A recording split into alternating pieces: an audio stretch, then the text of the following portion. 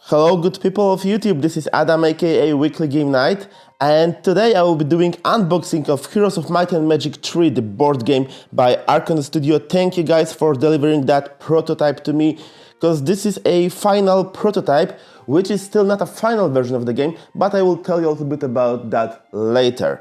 So, I played Heroes of Might and Magic 3 a lot when I was younger, like way younger, and I'm so excited to do this unboxing. So, let's take a look inside the box. So, what do we have here? So, first we start with the rulebook.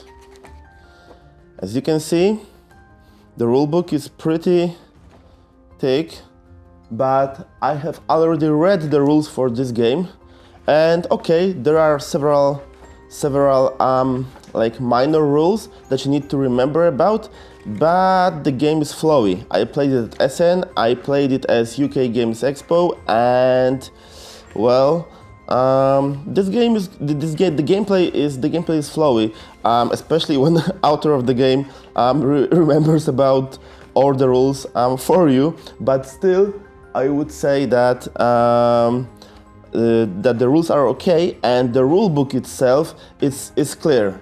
It's clear. I haven't seen any glitches or things that I would like to ask about, or I wasn't wondering about any of the rules. So yeah, this is the rule book, and as you can see, you can expect a lot of buildings on the map that have some special abilities, like really quite a lot. Well, let's move forward. Next we have another big book, which is Mission Book, and Mission Book is a book full of scenarios. So you can play Heroes of Might and Magic 3 as a solo campaign. You can play it with 2 players, 3 players, so core box is for 3 players, and you can play it with 4 players if you have the expansion that will be available on Kickstarter. For each scenario there are some special rules, player counts, scenario length, as you can see here, some rules regarding map setup, starting units, buildings, and the map, how do you place the tiles, the map tiles. So, there goes the campaign. There's some story to it even, like a short story, but still cool. Yep, so this is the mission book. Next, we have battle boards. So each player will be given one of these boards, and he will be placing his army that is marching with his hero on this board. Army will be represented by cars, and we will see that later on. And as you can see, there are 4 double-sided boards, and when the player clash with each other or they fight enemy units, they will just connect the tiles like that, and on the one side there will be army of 1 player or neutral units, and on the other side there will be army of the second player. Next, we have some punch boards. How many there are? 1, 2, 3, 4, 5. 5 punch boards. So let's start with this. So here are the map tiles. I will just punch out 2 of them and zoom it in. So as you can see, there is a town. There are locations surrounding the town. So as you play the game, you will be traveling through these hexes, and on the hexes you will find different locations, but also you will have some encounters, and you will be able to fight units. You will also find terrain that you cannot enter through or in, like the one here with the yellow border. So these are the starting tiles for each of the factions. As you can see, level 1, and for example this one is different because it has like plenty of locations, and each of these locations will do something different when you play the game. And when there is a number on the location, like the Roman numeral, then you will be fighting neutral units. The higher the number is, the more difficult your task will be to defeat those units. Okay, other starting tile for Necropolis. And more tiles coming up. And as you can see, we also have some tokens, like gold tokens, over here. Okay. So, there are next tiles. As you can see, you will have something to play with while you are building the map of the world. And you will have a lot to discover, and actually you will have a lot to do while you play the game and while you play your turn. And as you can see, there are these tokens, which are basically damage token, and some resources like valuables in this game. Because this game, there are 3 resources in these games. I would call it stone, valuables, and gold.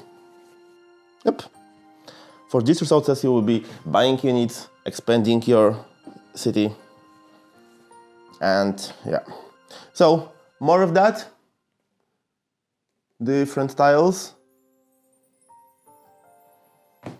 And now we have the characters, the main heroes. So let me punch out these 3 factions, because this game comes, this core game comes with 3 factions. So each character is double-sided, because basically you get 2 characters. One is the primary one and the other one the secondary one. On each character you will be able to see his skills, some fluff, his experience, progress, his specialty, the type of character. It can be wizard or it can be warrior. He's basically starting deck. This is not his abilities whatsoever. These are his starting deck cards. So, yep. As you can see, these are characters for Necropolis, and these are characters for Castle, Catherine, Tryon. Yep. So 3 factions, 6 characters overall.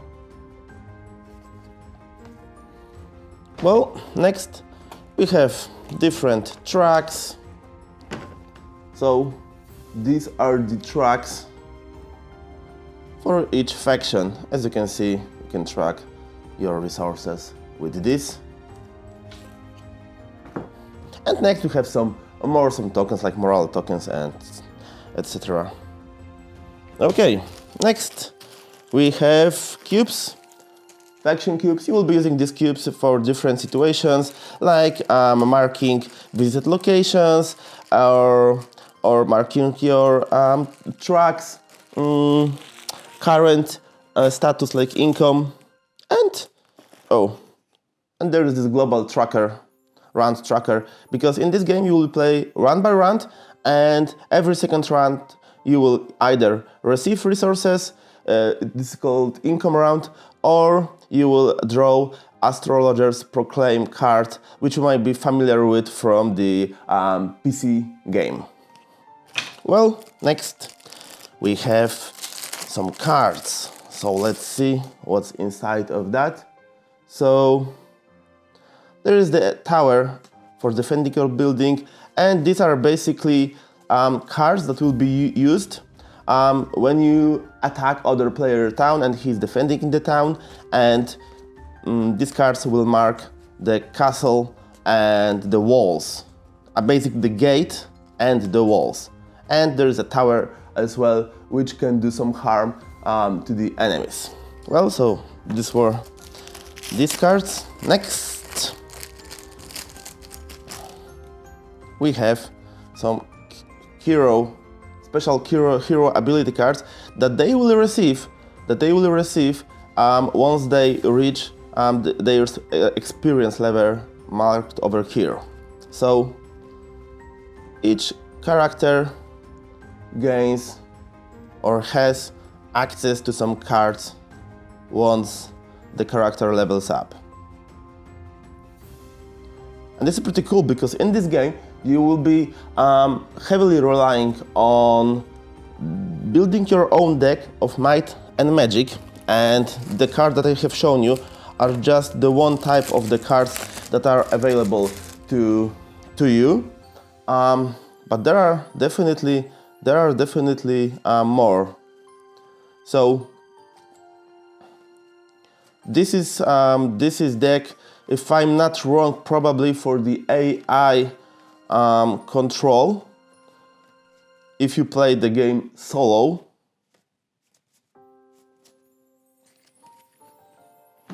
And we have some more. Okay, we have the Astrologist Proclaim cards, and as you can see, there is some event there is some fluff, and there is the effect of the event for each of these cards, which will be drawn every second round of the game. Well, what next? Okay, this is the foam insert, but this is nothing final. Actually, in the final version of in the final stage of the production, after the Kickstarter, you will be able to. They will change this foam tray to something. I believe plastic. So something more sophisticated. Yep. Wow. Next, we have the miniatures and different decks of cards. So let's start with this one. So these are the city buildings, because in this game, much like in its video predecessor, you will be able to expand your city and build buildings that will grant you access to new units or to new abilities. So these are the buildings from the 3 factions. But I already know that after the Kickstarter in the final version of the game, the game publisher will probably change these cards to more of a tile building of a city map, which I have seen at UK Games Expo. So they go back to their previous idea, and yeah, this is their decision. And I think I like the tile building a little bit better. I mean, city being built by tiles a little bit better. Yep. So these are the building cards. Next, more cards, because there's plenty of cards in this game. Well, what would this game be without the enemies? So as you can see, oh sorry, these are not the enemies, sorry. So what would this game be without your faction units? So each faction comes with 7 units. These are double-sided. Let me show you these black dragons over here. These are double-sided because this represents few state and this side represents lat state. Basically, when unit is in a lat state, it's way more difficult to be killed. And each unit has its own stats like attack, hit points, defense, initiative, unit type, name, unit level, and special ability. So I will just quickly show you all the units from all the factions. I don't know which of the faction is your favorite. You can write it down in the comments below.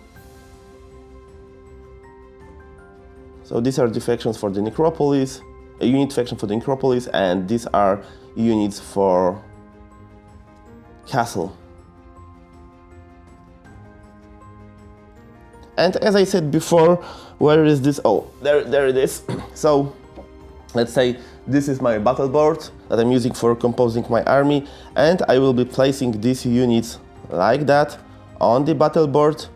And then when I connect the other battle board, for example this one, I will be clashing with the other player or network units like that.